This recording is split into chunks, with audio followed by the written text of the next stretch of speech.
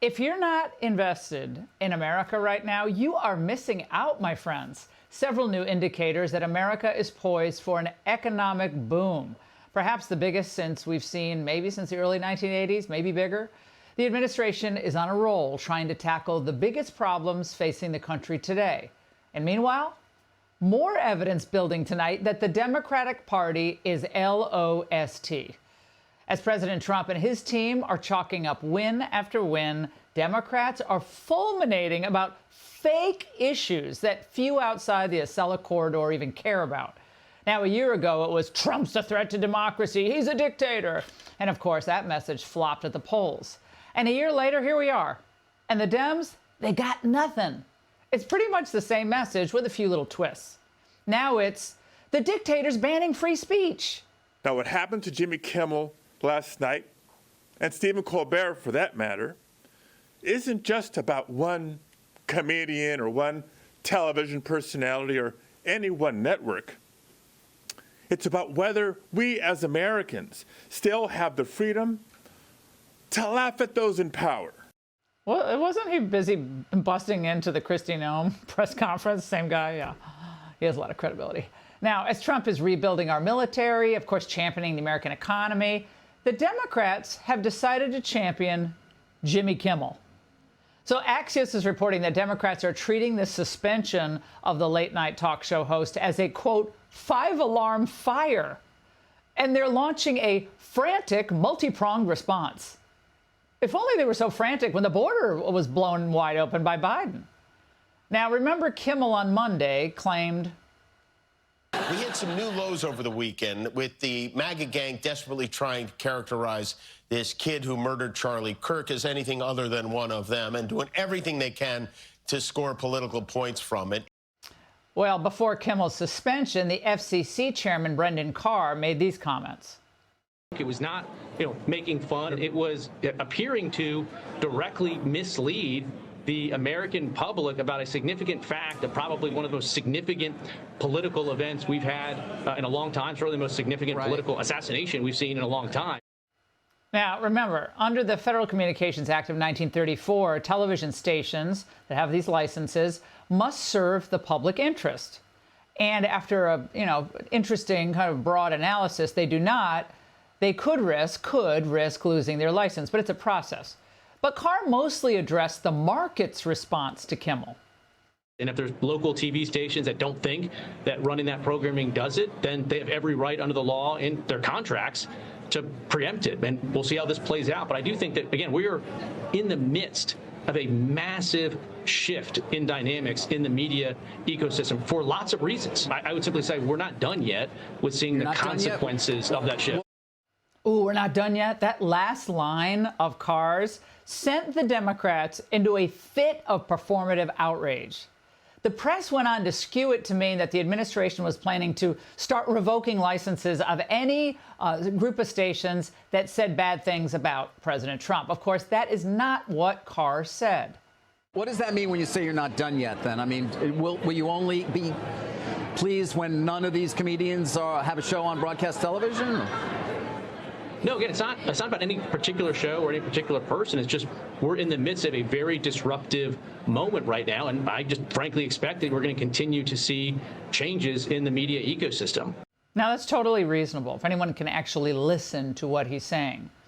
Look, most corporations right now don't want to be fighting with half the country with its programming. So in the Trump era, certain personalities who worked maybe 8, 9 years ago may not work today. It's a different time. But the House Minority Leader, Hakeem Jeffries, and his leadership, they're demanding that FCC Chair Brendan Carr resign immediately. They're vowing to get at the truth, even if it requires the relentless unleashing of congressional subpoena power. And now Liberal Rep Rob Garcia is launching an investigation, too, into Trump, into ABC, and Sinclair Broadcasting, which is one of the station groups that dropped Kimmel. And over at the House Judiciary Committee, Jamie Raskin, he got in on the fun. He signaled that he plans to launch his own investigation, telling Axios he will leave no stone unturned. First of all, an investigation about what? A private business's decision to suspend a host for callous remarks at a time of national mourning? I mean, because Democrats think that they can convince what? A critical core of voters that if Kimmel isn't on the air, America is leaning toward a dictatorship? Is that their argument, really? In a dictatorship, no one, and I mean no one, not the reporters or politicians in any country, could publicly criticize their political leaders. But we have media outlets that, of course, criticize Trump 24/7, like MSNBC. Do Democrats really believe that Rachel Maddow is worried about being sent to jail in a Trump dictatorship? Of course not. So if you're a political party that thinks millions of Americans are this stupid and that they care about whether a late-night comic who has a declining audience and lost a multi-million-dollar contract after making cruel comments, that's a national emergency, then you've lost the plot, my friends. Did these people, by the way, watch the Emmy Awards? Do they ever catch the gals on The View? Who exactly, and just looking at those two forums, are afraid of attacking Donald Trump or the MAGA movement? Exactly none. None of these Trump-hating actors or anchors are afraid they're going to be hauled away in the middle of the night for what they say. So this is just another idiotic attempt to gain traction for the Democrats. But most people, I think, see Democrats as just spinning their wheels. Companies are making business decisions that involve many factors, including the simplest of all, that certain hosts aren't making them money and maybe are more trouble than they're worth, especially in the age of Trump. Kimmel apparently has refused to apologize for his comments. Okay, it's his right to refuse to apologize, but then he's got to live with the consequences. Plus, I have to say, there are a lot of selective moral outrage out there. Because where were all these free speech warriors when Bill Maher was pushed off the air from ABC? Remember he had that show, Politically Incorrect? I used to go on it all the time. After he made some comments, it was about Al-Qaeda. Or how about when Don Lemon got booted from CNN after his women are past their prime comments? I don't remember them standing up for old Don. And forget they're ever coming to the defense of conservatives like yours truly. Remember? So it's a little rich that liberals are now crying for Kimmel. And let's not also forget that if Democrats had their way, they would ban their opponents completely from the airwaves. They'd call it all misinformation, disinformation. Heck, they wanted a government bureau of misinformation to fight against so-called disinformation.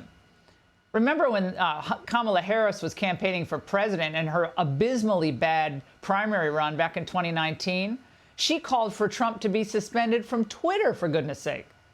And we saw COVID policy critics get banned from social media. Most of them were on this show.